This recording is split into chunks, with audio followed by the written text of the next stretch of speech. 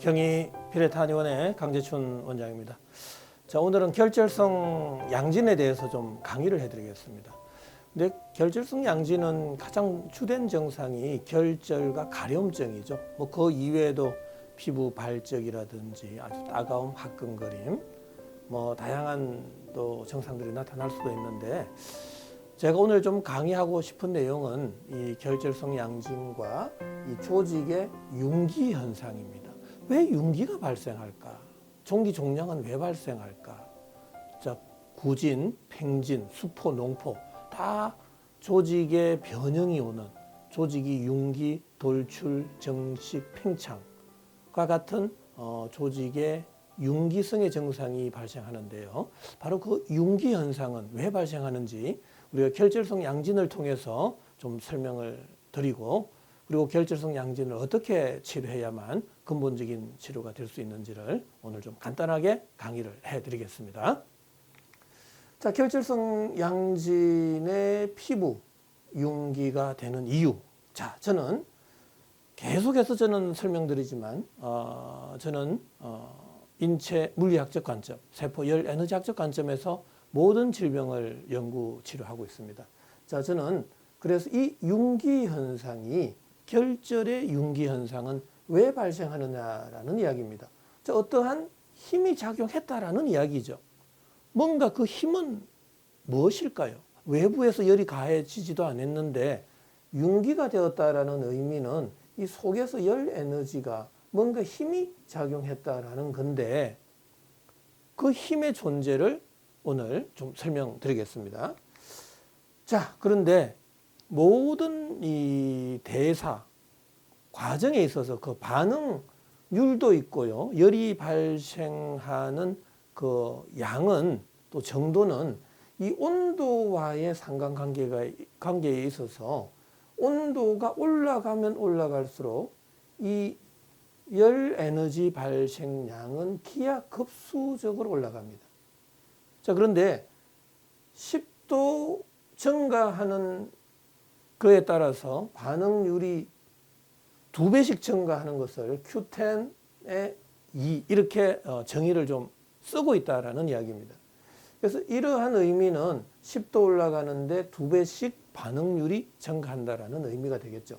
자, 뭐 쉽게 이해될 수 있을 텐데, 온도가 올라가면 올라갈수록 반응률은 기하급수적으로 올라간다. 우리가 달나라에 로켓을 발사할 때 그 힘이 강해져 줘야 대기권을 뚫어 나갈 수가 있겠죠. 그래서 반드시 그 강력한 힘을 발생하기 위해서는 좋은 양질의 고급 휘발유도 쓰겠지만 거기에는 반드시 산화제를 쓰게 됩니다. 그래서 강력하게 힘을 발생시켜서 대기권을, 상층부를 뚫고 올라가야 되는데, 바로 그게 온도를 급격하게 올려주는 그러한 산화제를 쓰게 된다라는 이야기입니다. 자, 그래서 열 발생량과 온도와는 기하급수적으로 지수로그 함수를 거치게 된다라는 이야기고요. 자, 여기도 마찬가지입니다. 반응률과 온도와의 관계. 반응의 율은 온도가 올라가면 올라갈수록, 자, 이건 인체인데요.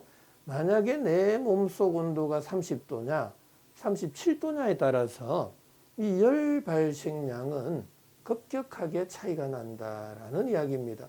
자, 쉽게 말씀드리면 오늘 아침에 우유를 먹었습니다. 내 몸속 온도가 30도일 때, 이건 어디까지나 가정입니다. 그럼 우유에서의 열 에너지 발생량이 줄어들고요. 자, 그러면은 이때는 열 발생량이 줄어든다는 소리는 심부 온도가 내려갈 수 있다라는 이야기입니다. 심부 온도가 내려가면, 계속해서 설명드렸지만 심부 온도가 내려갈 때는 피부 온도는 올라가고 모공은 다치게 된다라고 그랬죠. 피부 온도가 올라가면 피부 발적이 되거나 모공이 다치면 가려움증이 생기겠죠. 자, 이때는 우유 알레르기가 생길 수 있다라는 이야기입니다.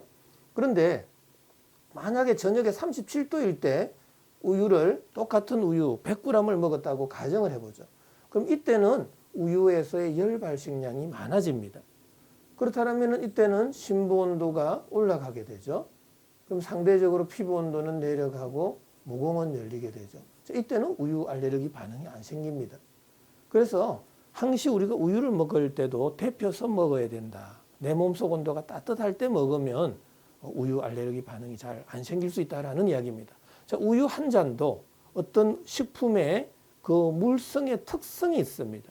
그래서 그 특성에 따라서 우리가 잘 조화를 맞추면서 또 요리를 하면서 가공을 하면서 드신다라면 알레르기 반응이 잘 안 생길 수도 있다. 반대로 아무거나 드시고 요리를 안 하고 드시면 알레르기 반응이 생길 수도 있다라는 의미가 될 수 있겠죠. 자, 여기 이 그래프가 굉장히 중요한데요. 표면 장력과 온도와의 관계를 잘 이해하신다면 왜 결절과 종기 종양이 발생하는지를 금방 이해할 수가 있습니다. 자, 어떤 표면에 온도가 올라가면 올라갈수록 이 표면 장력은 약해지는 겁니다. 자, 이 의미는 어느 한 지점에서의 표면에서의 온도가 올라가면 올라갈수록 이 끌어당기는 힘, 이 표면 장력, 이 끌어당기는 힘은 자꾸 약해지고요. 밀어내는 힘, 이걸 응력이라 그럽니다. 응력은 강해지게 된다라는 이야기입니다. 이 응력이 강해짐으로 해서 이렇게 조직이 볼록하게 튀어나올 수 있다라는 이야기입니다. 자, 그러면은 왜 결절성 양진에 있어서 결절이 발생했느냐?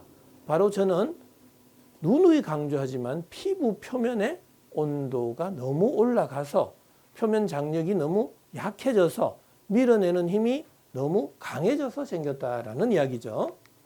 자, 그리고 어떤 관이 적으면 적을수록, 관의 직경이 적으면 적을수록 이 높이의 변화는 심해지게 되겠죠. 자, 어떤 한 지점에서의 관이 면적이 적으면 적을수록 이 온도는 올라가고 면적이 적으면 이 볼록하게 튀어나오는 현상은 더 강력해진다라는 의미를 가지고 있습니다. 자, 이것도 결절의 크기, 높이 이게 다 영향을 줄 수 있고 또 이 그래프를 가지고 왜 어떤 것은 결절이 높느냐, 볼록 튀어나왔느냐, 어떤 것은 낮느냐에 따라서 바로 그것은 그 표면의 온도의 차이다라는 이야기입니다. 자, 그렇다면 이제 결절성 양진을 우리가 대표적인 증상을 한번 볼까요? 자, 이게 대표적인 결절성 양진의 피부의 증상입니다. 계속 이렇게 볼록볼록 튀어나오는 결절과 또 이런 경우에는 피부가 발적이 돼 있고 따갑고 화끈거리는 현상이 생기고요. 너무 심할 경우에는 통증까지 나타나고 대체적으로 다 색소, 가색소 침착증이 돼 있죠. 그리고 특히 결절성 양진은 밤에 더 가려움증이 심해지는 것은 잘 알고 계시죠. 왜? 이유는 밤에 오후 6시가 되면 신부온도가 계속 더 내려가서 모공이 더 닫혀서 피부 온도는 더 올라가기 때문에 밤에 더 가려움증이 심해진다라는 걸 알 수 있습니다. 자, 이러한 것도 전체적으로 피부의 심부 온도는 내려가고 피부 온도는 올라가고 모공이 닫혀서 생겼다라고 저는 계속해서 말씀드렸죠. 심부 온도가 내려가면 체온을 조절하기 위해서 심부 체온을 유지하기 위해서 손발 끝에서부터 모공을 닫게 된다. 모공이 닫히면 열 에너지가 원활하게 방출이 안 되겠죠. 그때 가려움증이 생길 수 있다라는 이야기고요.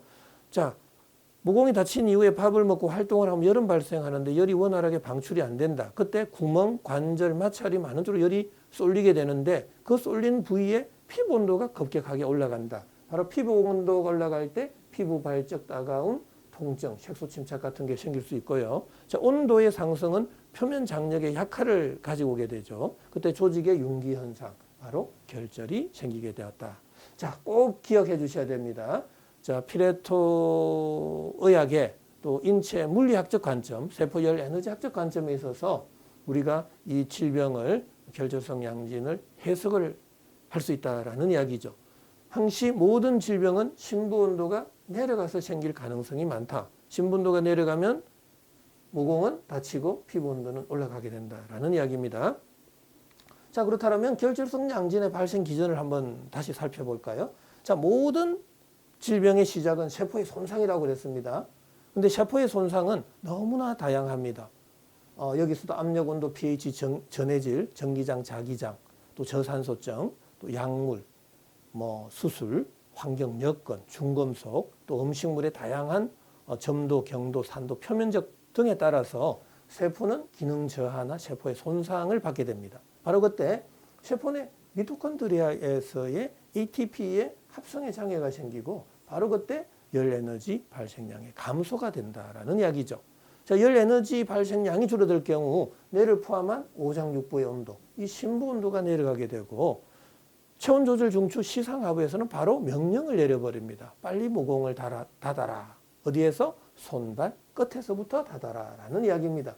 모공이 닫힌 이후에 밥을 먹고 활동을 하면 열은 발생하는데 열이 원활하게 몸 바깥으로 나가지 못할 때 강제적으로 열을 빼내게 되는데 바로 그때 가려움증이 생긴다라는 이야기입니다. 자, 가려움증은 왜 생긴다? 모공이 닫혀서 생겼다라는 겁니다. 서로 세균과 바이러스가 막 싸우면서 가려움증이 생긴 거 절대로 아니라는 겁니다. 자, 그 다음에 모공은 닫혔고 밥을 먹고 활동을 하면 열은 발생하는데 그 열 에너지는 대체적으로 구멍, 관절, 마찰이 많은 쪽으로 전도, 대류, 복사, 증발 네 가지 타입으로 항시 높은 에너지 준위에서 낮은 에너지 준위로 이동, 방출하게 되는데 바로 그 열 에너지가 과하게 쏠리는 부위에 피부 온도가 올라가게 된다라는 이야기입니다.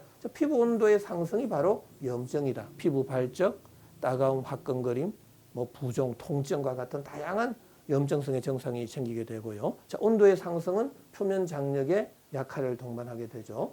표면 장력의 약화는 바로 조직의 변형을 가져오게 되죠. 조직의 변형이 바로 구진, 결절, 종기, 종양과 같은 다양한 용기성의 증상이 생기는데 바로 그게 결절성 양진이다라는 이야기입니다. 자, 그렇다면 결절성 양진을 근본적으로 치료하고자 할 때는 반드시 거꾸로 가면은 너무나 쉽게 이해가 될 수 있겠죠. 자, 결절성 양진은 반드시 높아져 있는 피부 온도는 낮춰야 되겠다.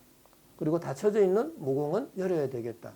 또 낮아져 있는 심부 온도는 올려서 치료할 때만이 열 에너지가 전신으로 골고루 분산될 수가 있습니다. 어느 한쪽으로 열 쏠림이 없어질 때 피부 온도는 내려가고 또 모공도 열리고 심부 온도까지 올라가 버리면 인체의 면역력이 강해집니다. 그때 결절성 양진은 자연스럽게 치료될 수 있다라는 이야기죠. 자, 그래서 저는 항시 이 세 가지의 치료 원칙을 주장하고 있습니다. 낮아져 있는 심부 온도 올리고 높아져 있는 피부 온도는 낮추고 닫혀져 있는 모공은 열어야 됩니다. 자, 그런데 여기서 굉장히 주의해야 되는데 이 높아져 있는 피부 온도를 낮추기 위해서 강제적으로 세포의 열 에너지 대사를 억제하는 순간 심부 온도까지 내려가 버립니다. 심부 온도가 내려가면 또 당연히 모공이 닫히기 때문에 또 밥을 먹고 활동을 하면 열은 발생하고 열이 방출이 안 될 때 또 어느 한쪽으로 열이 쏠리게 됩니다. 그때 또 피부 온도가 올라가기 때문에 절대로 세포의 열 에너지 대사를 억제하는 약물을 써서는 안 된다라는 거 꼭 명심해 주셔야 됩니다. 자, 그렇다면 저는 18년 전부터 계속해서 이 피레토 의학, 인체 물리학적 관점에서 연구 치료하고 있는데요. 저희들은 일단 이 3대 치료 원칙을 준수하면서 치료하는 방법에는 일단은 이 약물요법이 있습니다. 그 다음에 식이요법, 생활요법, 운동요법이 있는데 저희들은 이 약제, 피레토탕, 피레토환, 피레토연고를 써서 어떻게 해서든 낮아져 있는 몸속 온도를 올려주는 약제, 온중산안지제, 또 모공을 열어서 전신으로 열을 분산시켜주는 발안해표지제, 또 염증과 가려움증을 치료해주는 청열해독지제를 쓰게 됩니다. 각각의 약들은 그러한 성분들이 들어가 있습니다. 그래서 이런 약제를 써서 전신으로 열 에너지를 골고루 분산시키면서 가려움증과 염증을 치료해주는 그런 약제입니다.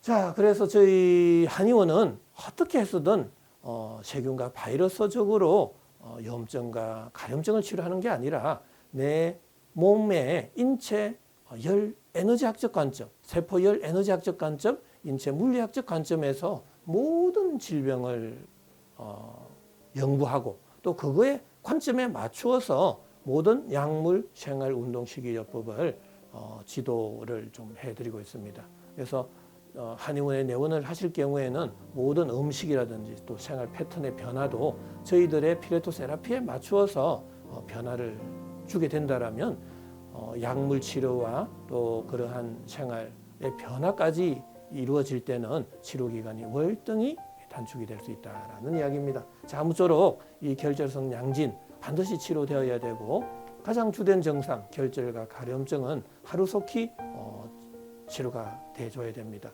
그래야만 우리가 정상적인 생활을 할 수가 있겠죠. 자, 아무쪼록 건강한 하루 되시기 바랍니다.